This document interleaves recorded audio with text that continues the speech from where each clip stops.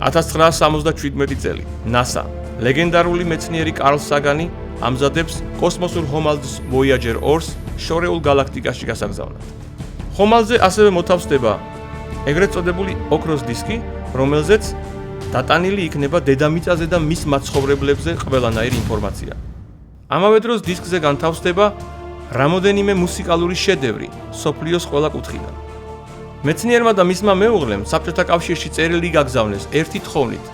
გთხოვთ გამოგვიგზავნოთ თქვენგან საუკეთესო მუსიკალური შედევრი.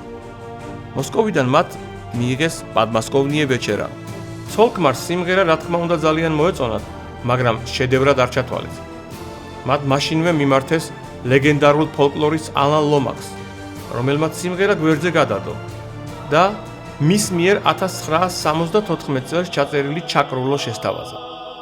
სიმღერას ასრულებდა საქართველოს სიმღერისა და ცეკვის სახელმწიფო ანსამბლი დღეს ერისიონად წოდებული. სოლისტები ილია ზაქაიძე და როსტომ საგინაშვილი. ჩაკრულო ქართული და მსოფლიო ფოლკლორის შედევრი ქართველების ჩაურევლად მოხდა კოსმოსში და დღეს სადღაც შორეულ გალაქტიკაში ჟღერს ეს საოცარი ქართული ჰანგები.